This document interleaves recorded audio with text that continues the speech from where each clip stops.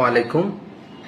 এখন যেহেতু ডেঙ্গু মহামারী চলছে, হাসপাতালে যে রোগীগুলো ভর্তি হচ্ছে বলতে গেলে তার সবগুলোই এখন আসলে ডেঙ্গু রোগী। অন্য রোগী আসলে খুব একটা নাই, এখন সবাই আসছে ডেঙ্গু নিয়ে মূলত। পেশেন্ট পার্টি যারা আসছে তারা তাদের একটা কমন প্রশ্ন হচ্ছে যে রোগীর প্লাটিলেট কত, রোগীর প্লাটিলেট কমে যাচ্ছে কিনা, প্লাটিলেট বাড়ছে কিনা, কোনো রক্ত দিব কিনা, প্লাটিলেট দিব কিনা। আসলে রোগী এবং রোগীর পার্টি যারা আমাদেরকে প্রশ্ন করছে যে প্লাটিলেট কত, প্লাটিলেট দিব কিনা, আসলে তাদের প্রশ্নটা অ্যাকচুয়ালি ভুল। তাদের আসলে প্রশ্ন আমাদেরকে করা উচিত যে রোগীর প্রেশার কত আছে, এখন প্রেশার কমে যাচ্ছে কিনা বা প্রেশার ভালো আছে কিনা। যতগুলো ডেঙ্গু রোগী খারাপ হয় বা মারা যায় তার ম্যাক্সিমাম কজ হচ্ছে আপনার ডেঙ্গু শক সিনড্রোম বা প্রেশার কমে গিয়ে রোগী শকে গিয়ে রোগী মারা যায়। প্লাটিলেট কম থেকে রোগী মারা যায় বা ব্লিডিং হয়ে রোগী মারা যায়, এটা খুবই রেয়ার, খুবই কম, আনকমন একটা ব্যাপার। সব রোগী যারা মারা যায় ডেঙ্গুতে তার সবচেয়ে মোস্ট কমন কজ হচ্ছে ডেঙ্গু শক সিনড্রোম বা প্রেশার কমে গিয়ে রোগী শকে গিয়ে মারা যাওয়া। ডেঙ্গুর যে কোর্স, ডেঙ্গু ডিজিজের যে কোর্স, এটাকে আমরা আসলে তিন ভাগে ভাগ করে থাকি। একটা হচ্ছে ফেব্রাইল ফেজ, যেই ফেজে আসলে জ্বর থাকবে রোগীর, শুধু জ্বর, গা ব্যথা, বমি, এবং এই ফেজটা 1 থেকে 4 দিনের মতো থাকে। তার পরবর্তী ফেজটা হচ্ছে ক্রিটিক্যাল ফেজ। এটা থাকে জ্বর যেদিন থেকে কমে যাবে বা পড়ে যাবে তারপরের 24 থেকে 48 ঘন্টাকে আমরা ক্রিটিক্যাল ফেজ হিসেবে ধরে থাকি। এই ফেজটাই হচ্ছে সবচেয়ে গুরুত্বপূর্ণ। এই ফেজে দুটা জিনিস হয়, একটা হচ্ছে প্লাটিলেট কমবে এবং প্রেশারও কমে যায়।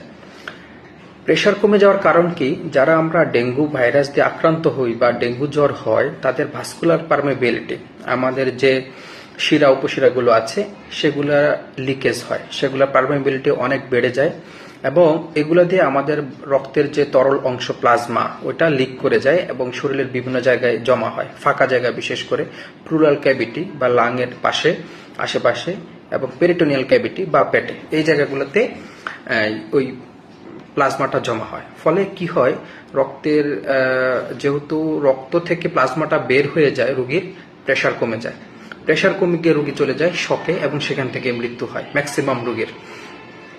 এবং অনেক ক্ষেত্রে রোগী শ্বাসকষ্ট বা পেট ফুলে যাওয়া এগুলো নিয়েও আসে, কারণ যেই প্লাজমাটা লিক করে ভেসেল থেকে বের হয়ে গেল বা শিরা থেকে বের হয়ে গেল, ওটা কিন্তু আমাদের লাংসের আশেপাশে জমলো এবং পেটে জমলো, ফলে পেট বড় হয়ে যায়, পেট ফুলে যায় এবং লাংসের আশেপাশে হওয়ার জমার কারণে লাং ঠিকভাবে ফুলতে পারে না, তখন রোগীর শ্বাসকষ্ট হয়। আরেকটা জিনিস যেটা হয়, প্লাটিলেট কমে যাওয়া। প্লাটিলেট কমে 3-4টা কারণে। একটা হচ্ছে যে ডেঙ্গু ভাইরাস নিজেই হচ্ছে যেখান থেকে আমাদের রক্ত তৈরি হয়, প্লাটিলেট তৈরি হয়, বোন মেরো, সেটাকে সাপ্রেস করে দেয় বা কাজ করতে দেয় না, ফলে আমাদের প্লাটিলেটের সংখ্যা কমতে থাকে। আরেকটা হয় যে যখন ভাইরাস আমাদের শরীরে ঢোকে তখন আমাদের ইমিউনো সিস্টেম কিছু অ্যান্টিবডি তৈরি করে, ওই অ্যান্টিবডিটা আমাদের প্লাটিলেটকে ভুলক্রমে ডেস্ট্রয় করে ফেলে, ভাইরাস মনে করে, ফলে প্লাটিলেট কমতে থাকে। আরেকটা হয় যেটা ডেঙ্গুতে বিভিন্ন মাইক্রোথ্রম্বাস তৈরি হয় আমাদের শরীরে, ওই থ্রম্বাসগুলো ফর্ম হওয়ার জন্য যে অবশিষ্ট প্লাটিলেট থাকে শরীরে, তো শরীর সেগুলোকে ওইখানে ইউটিলাইজ করে ফেলে, ফলে প্লাটিলেট কমতে থাকে। ডেঙ্গুতে কোনো গাইডলাইনে কোথাও প্লাটিলেট কমে যাওয়ার কারণে প্লাটিলেট দেওয়ার কথা আসলে কোথাও বলা হয় না। বলা হয়েছে যদি রক্তপাত হয়, নাক দিয়ে ব্লিডিং হয়, পায়খানার রাস্তা, প্রস্রাবের রাস্তা, কাশি, বমির সাথে রক্ত যায়, সেক্ষেত্রে রক্তের বদলে রক্ত, মানে যদি ব্লাড যায় সেক্ষেত্রে হোল ব্লাড দেওয়ার কথা বলা হয়েছে, কিন্তু আলাদা করে প্লাটিলেট দেওয়ার কথা কোনো গাইডলাইনে বলা হয় না। যদি কারো প্লাটিলেট 10,000-এর নিচে চলে আসে কিন্তু কোনো ব্লিডিং নাই, স্পন্টেনিয়াস ব্লিডিং হওয়ার ঝুঁকি তার অনেকাংশে বেড়ে যায়, সেক্ষেত্রে, শুধুমাত্র সেই ক্ষেত্রেই আমরা প্লাটিলেট দিয়ে থাকি। আদারওয়াইজ প্লাটিলেট দেওয়ার কোনো ইন্ডিকেশন নাই ডেঙ্গুতে। শুধুমাত্র হোল ব্লাড, যদি কারো ব্লিডিং হয়, যে কোনো জায়গায় দিয়ে ব্লিডিং হয়, সেক্ষেত্রে হোল ব্লাড দেওয়ার কথা বলা হয়েছে। আর আমাদের যে রোগীগুলো খারাপ হয় বা মারা যায় ডেঙ্গুতে, সবাই মারা যায় মূলত ডেঙ্গু শক সিনড্রোমে। ডেঙ্গু থেকে প্রেশার কমে যায়, সেখান থেকে শকে চলে যায় এবং পেশেন্টের ডেথ হয়। এটা মূলত হয় প্লাজমা লিকেজ থেকে।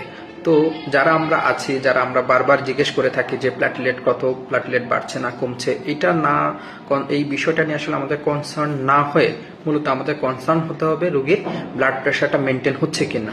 এই 24 থেকে 48 ঘন্টাটাই খুবই ক্রিটিক্যাল ফেজ এবং রোগীর জন্য এটা ক্রিটিক্যাল। আরেকটা যেটা, এই 24 থেকে 48 ঘন্টার পর আরেকটা ফেজ শুরু হয়, এটা হচ্ছে রিকভারি ফেজ।